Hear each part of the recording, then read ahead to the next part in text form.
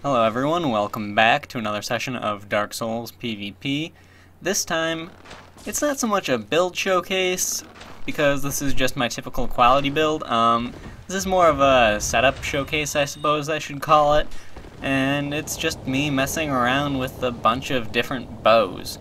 Now, throughout this, I have gained an extreme love of the light crossbow.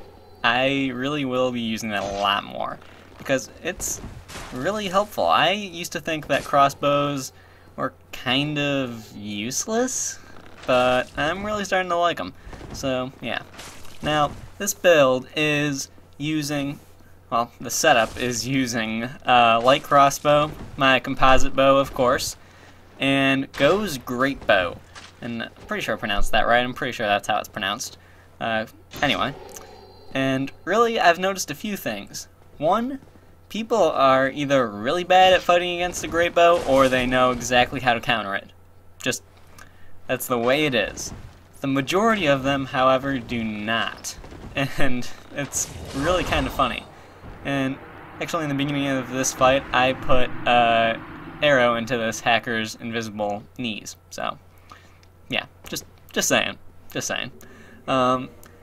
But yeah, Go's great bow. Either people know how to counter a great bow or they don't. So, to clarify things and make it easier for those who are unaware of the easiest way to counter it, put your shield up. That's all it takes. Just put your shield up. Now, it's just such a simple thing that can counter a bow, and yet I think only one person throughout this entire video and throughout multiple nights of playing did that.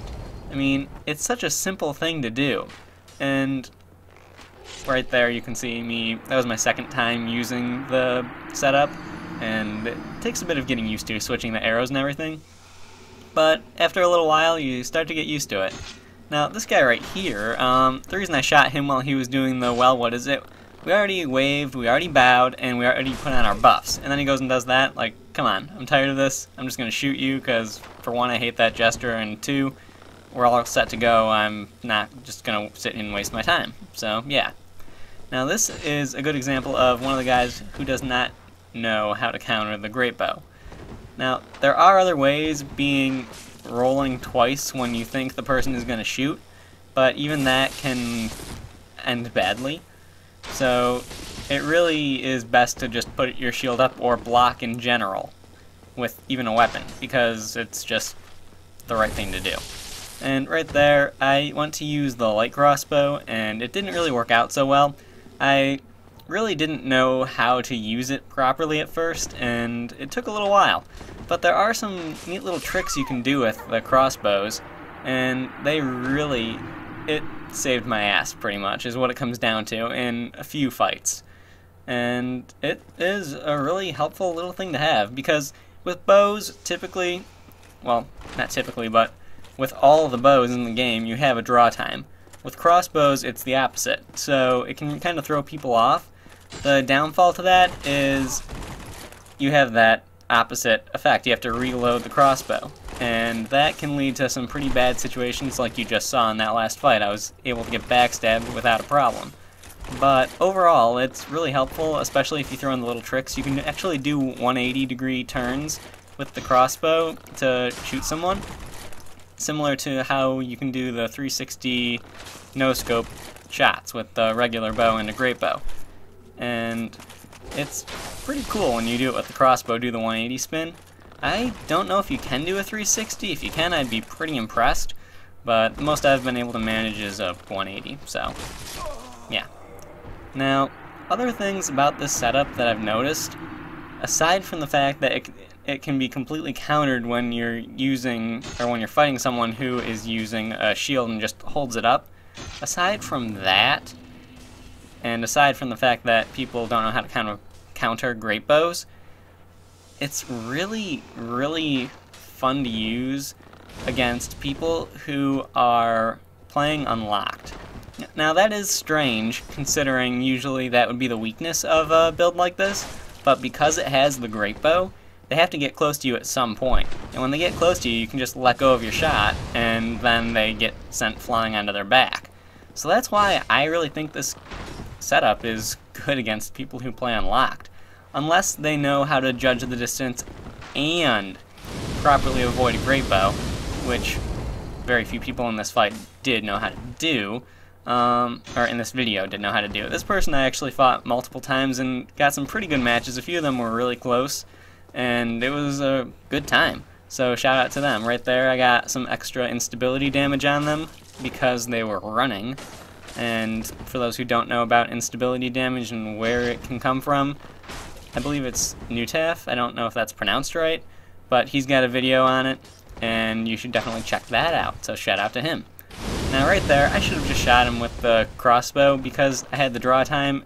It really takes a lot of getting used to use it, because there's proper times to use it and there are bad times to use it. And it really is kind of hard to get used to. That's really what it comes down to. But yeah, that's enough of that. So yeah, this is my typical quality build. For those who do not know the stats on it, it's 50 vitality, 45 endurance, 40 strength, and 30 dexterity. Now, the reason for the 40 strength and the 35 dexterity is because mostly I use strength weapons, and I don't know, I just felt like doing it that way. So, really, it's actually set up very well by mistake, and the reason I say it's set up very well is because actually, before I go on to that, this is the guy who I was talking about that would just put his shield up.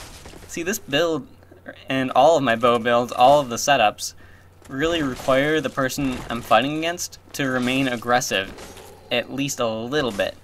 But as soon as you just put your shield up and wait, there's nothing I can do. Especially on this build because it's got nothing to back it up, or on this setup because it's got nothing to back it up, like the other ones have their sorceries, miracles, or pyromancies. So, it really is kind of hard to deal with people who do that. It really just becomes a waiting game, and it's... yeah, that's really it. And this guy actually does a very good job of killing me. I make a very big mistake with this fight. And right there I got a nice little counterattack with the crossbow. Because yes, you can get counterattacks with the crossbow, they do also benefit from the Leo ring. And this is where I made my mistake. I rolled into a corner. You never roll into a corner with anything. I don't know what I was doing. I didn't do the roll twice for some reason. I didn't roll in and roll out. But, oh well. My mistake. I deserve to die. That was a good fight on his end, and, well, I learned something.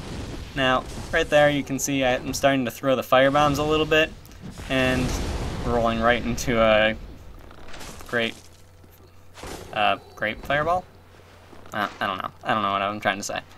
Yeah, I think I was about to say a great chaos fireball, but it's not a fireball. Or it's not a chaos fireball, so yeah. Anyway, getting distracted, moving on.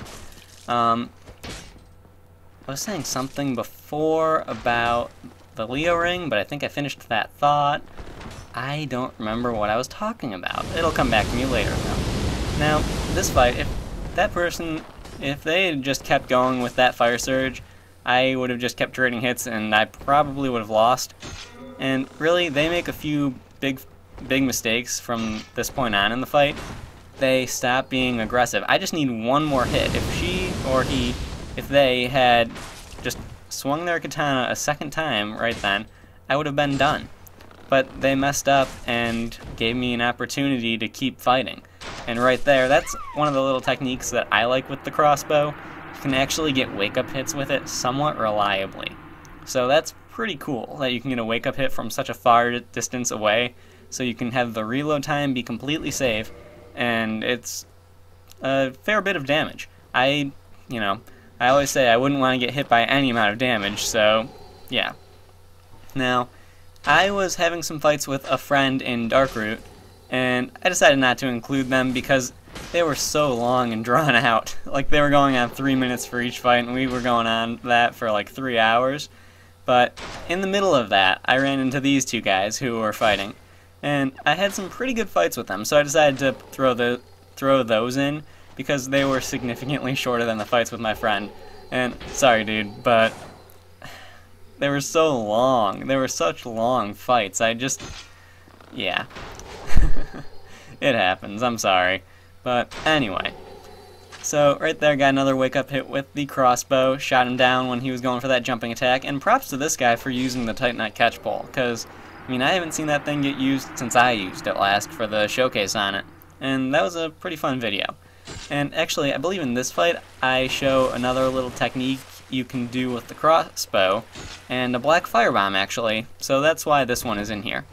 So, what it is, really, if you are starting to fight someone who's getting really defensive on you, and you notice that they're rolling around a lot, because the crossbow has such a quick firing time, you can actually use that to your advantage by throwing a firebomb to make them dodge away, and as they're dodging away, you can shoot a bolt through the firebomb, and they can't see it coming or hear it coming because of the sound of the firebomb and the flames from the firebomb. So either they'll roll into you to avoid it and roll through the firebomb, or they'll roll back and you can hit them with the crossbow. So it really works out very, very well. And that's what I end up doing in this fight to finish him off, because from this point on he's just dodging a lot and I'm having a bit of a hard time hitting him. So he's really handling it the proper way that he should be handling it, and props to him for that. He's doing the rolls at the right time, except for right there, he should have done the double, but maybe I caught him and he couldn't. I don't know. But I believe it's around now when I start throwing the black firebombs to start, you know, trying out the idea I had, because this is when I first thought of the idea, and it works reliably. I only did it in, I think, a few fights. I know I did it against my friend a couple times too, but again, those fights ran extremely long and I didn't feel like including them. And right here, boom. Just, yeah, nice little trick that you can do.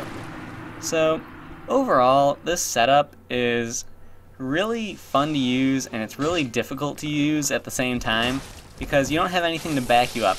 And yes, it's on my quality build, so I have pretty much every weapon in the game available for my use, but on the same note, or on the other hand, whatever, I don't know what I'm trying to say.